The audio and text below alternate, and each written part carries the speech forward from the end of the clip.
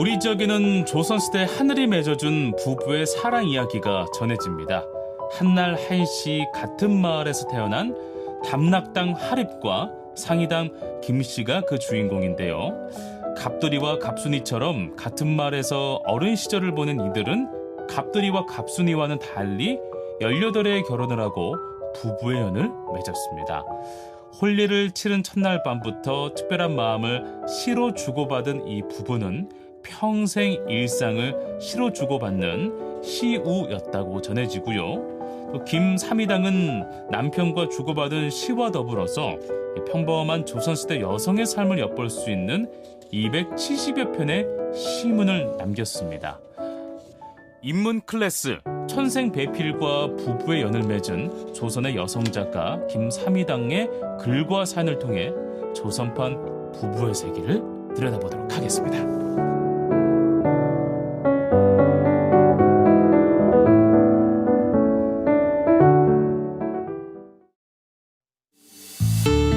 굿모닝 인문 클래스 5명의 석학들과 함께하는 인문학 지식축제.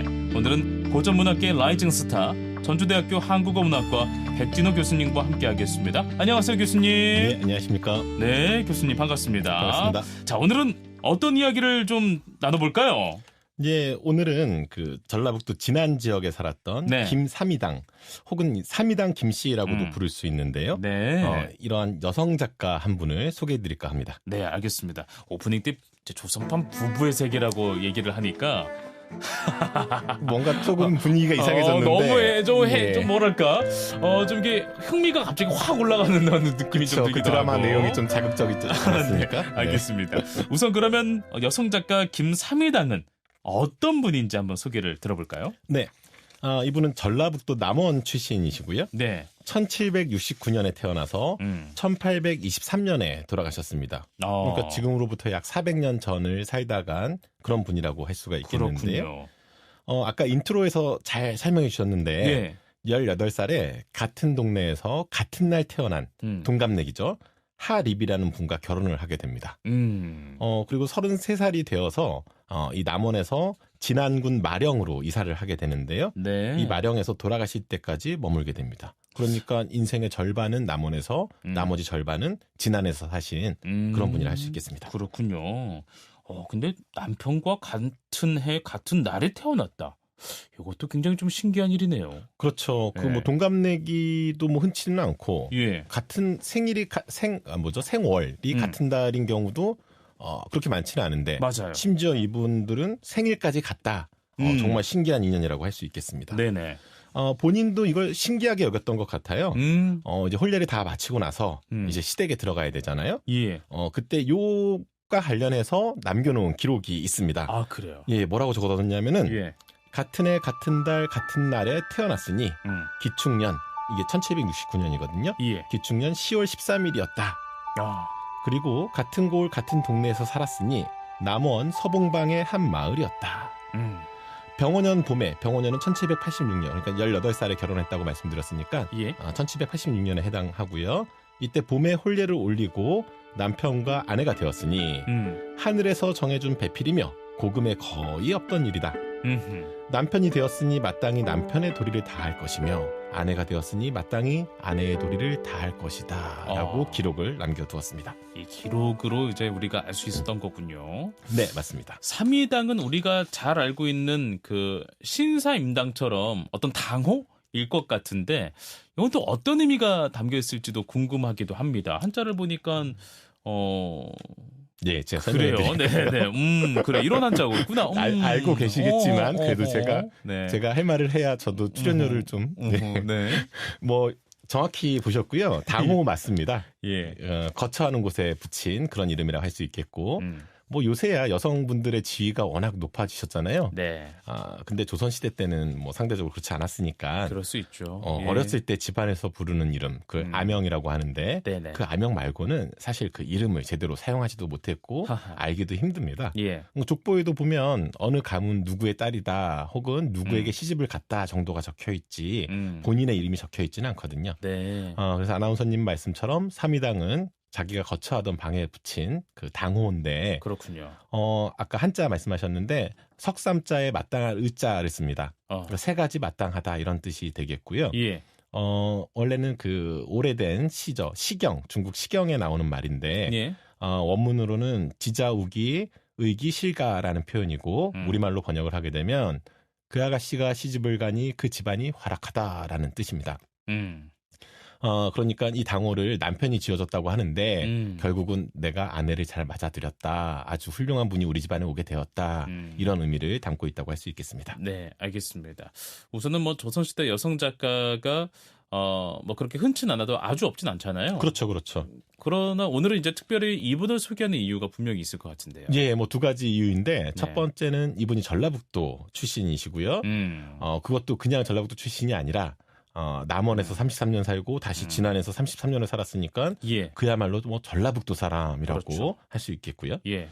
두 번째 이유는 이분이 글을 잘 짓고 많이 남겼기 때문입니다. 이분 문집 남아있는 문집을 보면 한시가 약 250수가 있고요.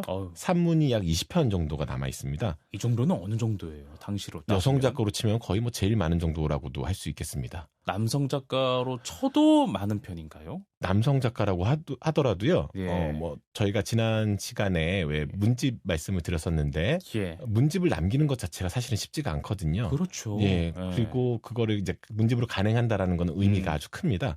그렇기 때문에 이분이 정말 이제 후손들이 인정하는 그런 이제 문장 실력이 있었다라고 말씀을 드릴 수 있겠고. 네. 장르는 뭐 어떤 장르들이었습니까? 사실은 이제 좀 너무 복잡해질까봐 말씀드리기가 힘들긴 한데 한시는 정말 시고요. 한문, 산문은 문체가 아주 다양합니다. 예를 들어서 오늘날에 치면은 문학이라고 보기 좀 힘든 것도 예전에는 다 문집에 넣고 문학 작품이라고 인정을 했었거든요. 예. 예를 들어서 편지글이라든가, 그다음에 누군가 죽었을 때 써주는 제문이라든가. 그런 문학이라고 하긴 좀 그렇긴 한데. 오늘날엔 그렇죠. 근데 그 당시에는 그건 다 문집에 싣는 문학성을 띈 작품들이고요. 오늘날에도 그런 분야는 아주 연구가 많이 되고 있습니다. 그렇군요. 특히 뭐 망자를 위한 제문 같은 경우는 슬픔이 많이 녹아 있거든요.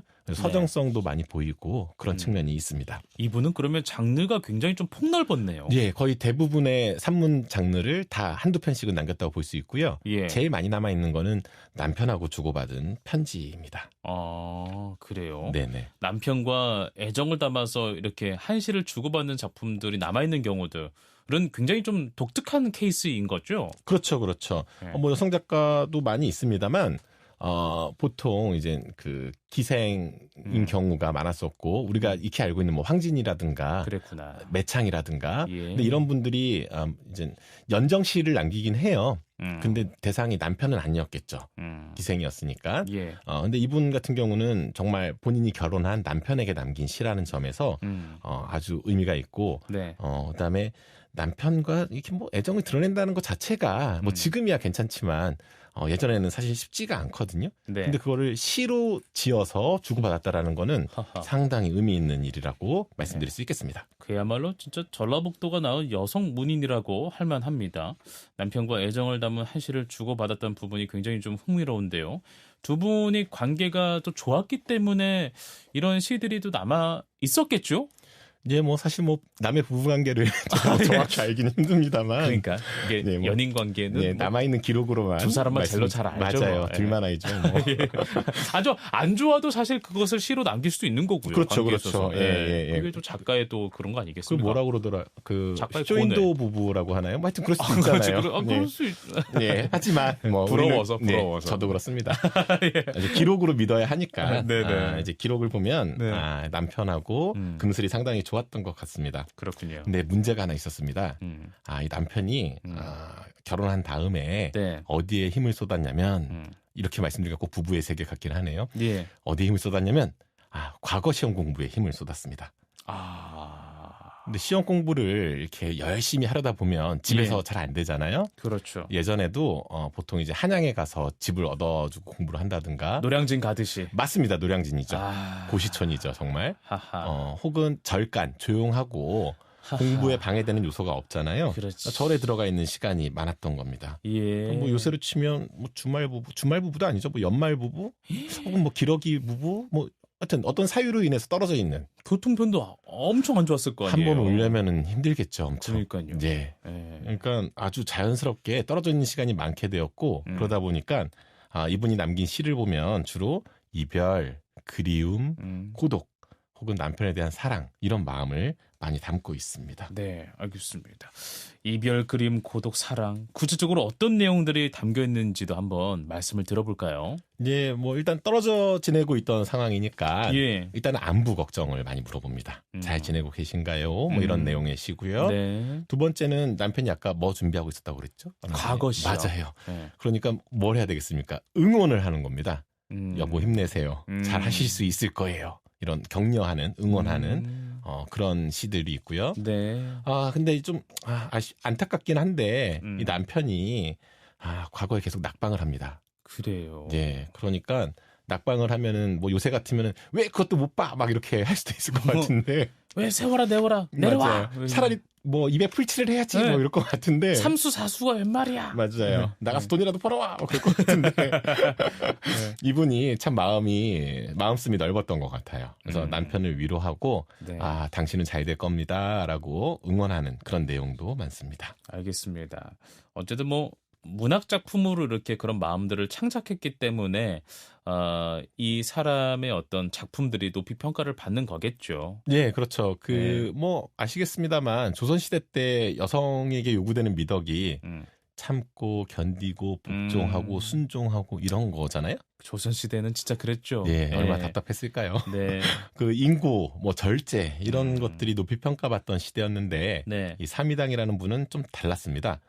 어떤 말이냐면 시에서 나오는 그런 표현들이 상당히 진솔하고 솔직하고 경쾌하고 발랄했다고나 할까요? 좋은 말들을 너무 많이 했나요, 제가? 그러니까 어찌 보면 자신의 감정을 드러내는데 그렇죠. 주저함이 없었던 거예요. 예, 가감 없이 내가 보고 싶으면 보고 싶다. 그리우면 그립다. 이런 식의 감정들을 잘 표현을 해냈습니다. 약간 신여성 느낌이 좀 있기도 하다. 그렇죠. 예. 알겠습니다. 자, 그러면 우리 솔직하고 당당한 또 경쾌한 감정이 담긴 삼위당의 시 한 편을 한번 좀 만나보면 좋을 것 같은데요. 예, 뭐 저도 워낙 좋아합니다만 예. 술을 권하는 노래가 있거든요.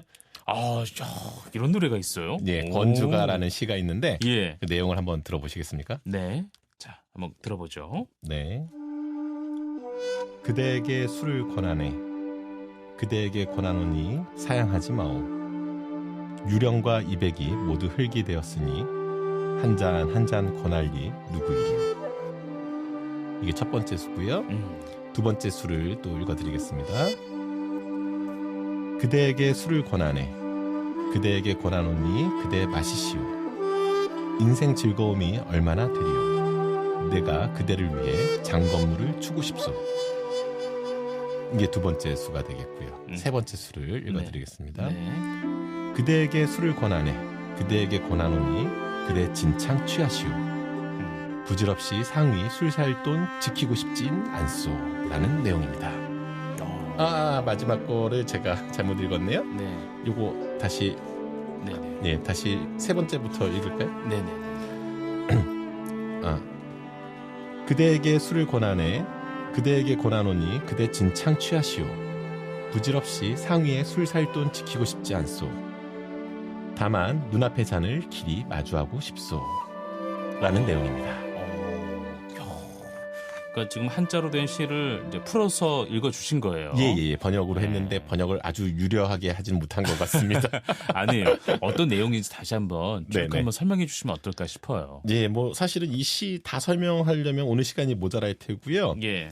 좀 개략적인 부분만 말씀을 드리자면 이런 걸 말씀드릴 수 있을 것 같아요. 좀 진솔한 감정을 담고 있다. 뭐 요새도 그 주말 저녁에 부부가 뭐 육아를 하는 부부도 있을 테고 혹은 뭐 주말 부부도 있을 테고 좀 다양한 유형의 부부들이 있을 텐데 예. 어떤 유형의 부부라도 주말 저녁쯤에 치킨과 맥주 이렇게 해서 좀 조촐한 술자리를 가지면 부부 사이의 즐거움이 되잖아요. 예. 그런 모습을 상상하면 괜찮을 것 같아요. 그래서 이들 부부도 아마 평소에 같이 지냈을 때에는 가벼운 술상을 함께 했을 것 같은데 이들은 떨어져 있는 상황이 길었잖아요. 네. 그래서 남편이 떨어져 있는 상황이니까 내가 지금 당신이 앞에는 없지만 내가 그대에게 술을 권하니까 나의 시를 받고 나서 당신이 이렇게 술을 좀 마시면 좋을 것 같아요. 이런 내용을 담고 있습니다. 알겠습니다. 당시에 이렇게 아무리 부부 관계지만 여성에게 술을 권하는 어떤 내용들의 시가 일반적이지는 않았을 것 같은데요. 그렇죠? 그렇죠. 그게 쉬운 일은 아니었죠. 예. 그게 약간 좀 금기시되는 어떤 그런 문화가 있었을 것 같기도 하고. 그렇게까지는 아니었나요? 예, 그렇게까지 보기는 힘들 것 같은데, 네. 그래도 이런 거를 그 시에 담았다라는 게 정말 특이한 일이긴 합니다. 알겠습니다. 이제 코로나 한창일 때 화면으로 얼굴 보면서 술 마시는 랜선 회식을 우리가 한번 했던 그런 문화가 있었던 네. 기억이 좀 납니다. 두 번 다시 돌아가고 싶지 않은 그런, 그렇죠.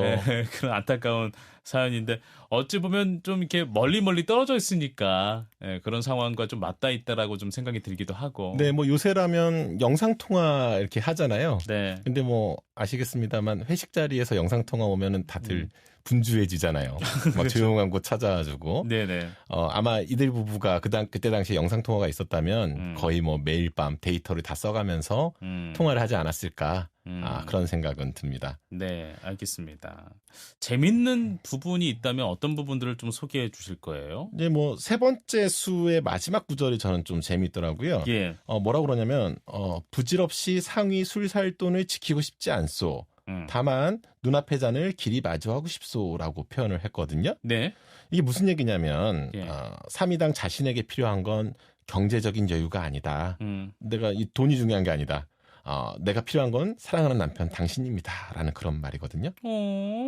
애절하죠. 네. 근데 생각해 보시면 이런 표현이 상대방의 그런 마음이 없는데 나만 그런다? 그거 거의 불가능하고 반대의 경우도 마찬가지겠죠. 그러니까 남편하고 어떤 일정한 감정적인 공유 그리고 이전에 함께 보냈던 그런 시간의 공유 경험의 공유가 있어야지만 나올 수 있는 표현이라는 겁니다. 네. 이전에 이렇게 술을 권하고 함께 즐거운 시간을 보냈던 그런 경험이 없었다면 이런 시를 짓지를 않았겠죠. 그런 추억이 있었기 때문에 남편의 사랑도 있었기 때문에 이렇게 또 그리워하는 여성의 마음이 나올 수 있었다. 네. 그런 거잖아요. 면에서 상당히 진솔하고 당당하고 솔직하다라고 말씀을 드렸던 겁니다. 네. 이 사미당 작품 중에서 산문도 있다고 하는데요. 소개해 줄 만한 흥미로운 글은 어떤 걸까요? 예, 제가 오늘 시 아까 방금 말씀드렸던 시 한 수하고 예. 요 산문 작품을 조금 말씀드리고 싶은데요. 사미당 문집에 보면 남편과 주고받은 편지가 실려 있습니다. 예. 일부 편지에는 남편이 보내온 편지, 그러니까 답장이 되겠죠. 답장을 함께 실어두기도 하는데요. 이게 보면 재밌는 게 남편은 좀 무뚝뚝하지 않았나 싶은 게 네. 짧아요, 글이. 남편의 글이 짧아요. 네, 남편은 난 뭐 잘 지내고 있어. 집안엔 별 문제 없나? 뭐 이런 식으로 해서 눈치도 없어. 혹은 너무 이제 표현을 이렇게 진하게 하는 게 좀 민망하다 싶었을 수도 있겠죠. 남세스러워서 좀 그랬을 수도 있고. 네, 아무리 부부만 읽는다고 하더라도. 네. 그래서 남편의 편지는 짧은데 이 사미당의 편지는 구구절절이에요. 정말 할 얘기가 많았던 것 같습니다. 그 가운데 제가 수업 시간에 이제 뭐 주제를 중심으로 해서 작품을 다룰 때가 있는데 사랑을 주제로 강의를 할 때 꼭 소개하는 편지글 하나를 소개해드릴게요. 그래요? 옛날 편지글. 예. 이것도 이제 한자로 돼 있던 거잖아요. 그렇죠. 한문으로 기록이 되어 있는데 간단히 번역을 해봤습니다. 좋습니다. 자, 한번 들어보죠. 풀 우거진 긴 둑에서 말 우는 소리 들리기에 옷을 제대로 갖춰 입지도 못한 채 허겁지겁 문을 나서보니 한 젊은이가 지나가더군요. 즉시 아이종을 시켜 과거 시험장의 소식을 물어보아 당신께서 이번에 또 낙방하셨다는 것을 알았습니다. 당신은 힘들지 않으신지요? 저는 온 힘을 다하고야 말 것입니다. 작년에는 머리털을 잘라 양식을 싸 보냈고 올봄에는 비녀를 팔아 여비로 보냅니다. 제 한 몸이 다 할지라도 당신께서 관광할 비용이야 어찌 궁핍하게 하겠습니까? 가을이 오면 나라에 경사가 있어 열리는 과거 시험이 있다고 들었습니다. 집에 오지 말고 시험을 준비하십시오. 때마침 편지로 동정을 묻고 우돛 한 벌을 붙입니다. 좀 애절하죠? 너무 대단하다. 네. 어쩜 이렇게 그 마음을 절제하면서 그 감정을 다 드러낼 수 있을까? 네. 너무 대단하다 진짜. 내용만 들어도 너무 감동적이에요. 네, 누구는 뭐 집에 폐물 팔아주고 소설 사서 읽었다고 했는데 그러니까 이분은 남편 뒷바라지를 하기 위해서 머리털을 잘라서 양식 보내고 네. 와 비녀를 팔아서 여비 보내고 네. 야 대단한 분이죠. 정말 장수생 뒷바라지나 다름이 없잖아요. 예, 맞습니다. 저는 그러면 이것도 궁금한데 남편께서 과거 시험 합격했습니까? 어땠습니까? 떨어졌어요. 또? 네. 아이고, 그래서 예. 제가 33세 진안으로 이거 했다고 말씀드렸잖아요. 예. 그 이유가 이제 집안 형편도 넉넉지 않고 하니까 이제 더 이상 과거 시험에 미련 두지 말고 우리 좀 이렇게 편하게 세상 여생을 보낼 수 있는 곳으로 아이고, 가서 삽시다라고 해서 네. 남원에 집을 정리하고 네. 진안으로 그렇구나. 들어가게 된 거죠. 그럼 몇 년 동안 이렇게 떨어져 살았던 거예요? 18에 결혼해서 33까지 했으니까 거의 10년 이상. 예. 와, 이걸 10년 그렇게 이상을 지냈죠. 이런 삶을 살았던 거예요. 예, 뭐 조선시대 때 와. 사실 과거 시험 급제가 쉽지는 예. 않았거든요. 뭐 정기 시험이라고 해봤자 3년에 한 번씩 열리고 네. 거기에 급제하는 사람이라고 해도 33명을 뽑거든요. 아이고, 그러니까 뭐 요새 뭐 고시보다도 훨씬 더 어려운 시험이었던 거죠. 그랬구나. 예, 그래서 남편은 계속해서 준비를 했지만 네. 뭐 사실 뭐 남편이 뭐 실력이 모자랐는지 노력이 모자랐는지 그것까지는 우리가 알 수 없습니다만 네. 뭐 중요한 거는 남편은 이런 생활을 했었고 아내는 그 뒷바라지를 위해서 온 힘을 다했던 그런 분이다라는 네. 거는 알 수가 있던 거죠. 그럼 두 분이서 이제 이런 편지와 산문들을 주고받으면서 그렇게 10년 이상의 세월을 보냈는데 둘이 이렇게 재회하고 나서의 이후는 삶은 좀 괜찮았습니까? 어땠습니까? 이제 그 이후에 지은 시들을 보면은 예. 되게 마음이 평안하다라는 얘기가 많이 있어요. 그래요. 예, 그걸 이제 연구 논문에서는 뭐 진안 이거기라고 보거든요. 진안으로 이사한 이후에 이제 삶이라고 보는데, 네. 그때는 뭐 이제 과거에 매달릴 이유가 없으니까 좀 이렇게 좀 평온하고 안온하게 그렇게 지냈던 것 같습니다. 그래서 내용 자체도 뭐 이렇게 복잡하고 근심하고 걱정하는 내용보다는 그냥 좀 그 화목한 그런 내용의 작품들이 많이 남아 있습니다. 어찌 보면 그러면 정말 뭐 다수의 편의 문학을 남겼지만 그 이제 작가가 괴로울 때 이 독자들은 즐거워한다고 하잖아요. 예, 그렇죠, 네. 그렇죠. 그러면 예. 어쩌면 이 부부가 따로 떨어져 있었던 상황에서 나온 그런 문학들이 오히려 더 유명하겠네요. 더 많이 읽히기도 하고. 그렇죠. 방금 정말 중요한 말씀을 해주셨는데 작가가 괴로워야 독자는 즐겁다라는 말씀이 어찌 보면 그 문학의 본질을 말씀해 주시는 것 같아요.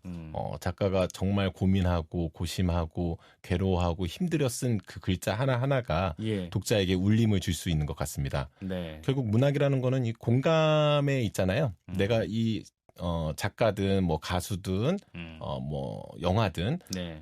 이런 예술을 보면 그 예술에 내가 공감할 때 이거 정말 의미 있는 작품이구나라고 생각할 수 있을 텐데 뭐 함께 슬퍼하고 함께 즐거워하고 뭐 함께 화를 내고 할 수 있는 느낌을 주려면 작가는 그만큼 자신의 감정을 최대한 정제한 언어로 표현을 해야 된다고 보거든요. 결국 문학이라는 게 어떤 사람의 생각을 반영한다고 본다면 예. 이 삼이당이라는 분은 정말 조선시대의 다른 여성하고는 좀 남다른 그런 면모를 보였던 거는 분명합니다. 네. 뭐 어찌 보면 좀 진보적인 부부간, 진보적인 여성간이라고 볼 수가 있을 텐데 뭐 이때 말하는 진보라는 게 뭐 이렇게 뭐 남편을 뭐 이렇게 함부로 본다거나 그런 의미가 아니라 뭐 무시하거나 비윤리적이거나 이런 게 아니고 자기의 감정을 최대한 진솔하게 있는 그대로 예. 좋은 언어로 만들어낸 그런 분이었다라고 생각을 합니다. 네, 알겠습니다. 그리고 또 이런 편지글이나 이런 시를 지었을 때 이제 종이잖아요, 그런 것들이. 네네네. 그런 것들을 함부로 하지 않고 차곡차곡 모아둔 우리 남편도 참 고맙기도 하고 그것이 나중에 문학적으로도 엄청난 또 가치가 되고 있으니까. 재미있는 질문 하셨는데요. 예. 좀 그런 거 궁금하지 않으신가요? 이분이 편지를 썼습니다. 네. 그리고 편지를 남편한테 보냈어요. 네. 근데 어떻게 문집에 남아있는 걸까? 그러니까. 그 남편이 모은 거 아니었을까요? 그게 아니고요. 예. 예전 분들은 편지를 보낼 때 2통을 작성을 합니다. 왜 그러냐면 하나는 내가 보관하기 위해서, 예. 다른 하나는 상대방에게 보내기 위해서. 음. 그래서 우리가 오늘날 옛날 분들 편지글을 볼 수 있는 이유는 예. 그렇게 자기가 남겨둔 걸 이제 복본이라고 얘기할 수 있겠는데 그걸 모아놓고 그분들은 나중에 나의 문집에 이건 내가 쓴 작품이니까 나의 글이니까 나는 이거를 차곡차곡 모아둘 거야 라고 생각을 하거든요. 그렇기 때문에 오늘날 우리가 뭐 퇴계 이항 선생님의 편지글이라든가 뭐 율곡이의 편지글이라든가 이런 거를 볼 수 있는 겁니다. 네. 그러니까 이분도 역시 자기가 남편에게 한 통을 보내고 한 통은 보관을 해뒀기 때문에 예. 나중에 문집으로 이렇게 나올 수가 있었던 거죠. 알겠습니다. 오늘날 이렇게 부부 관계에 대해서도 참 생각할 볼 만한 점이 참 많은 그런 부부의 이야기였던 것 같습니다. 조선판 부부의 세계. 예, 좋은 의미의 부부의 세계. 드라마 부부의 세계는 조금 보기에 민망해가지고. 네네네. 아주 잘 들었습니다. 네. 자, 우리 지역의 인문학을 쉽고 또 다양하게 즐기는 인문 클래스. 오늘은 조선의 진보적인 여성 작가 김삼희당 이야기를 나눠봤는데요. 고전문학계 라이징 스타 전주대학교 한국어문학과 백준호 교수님과 함께했습니다. 오늘 고맙습니다. 예, 감사합니다.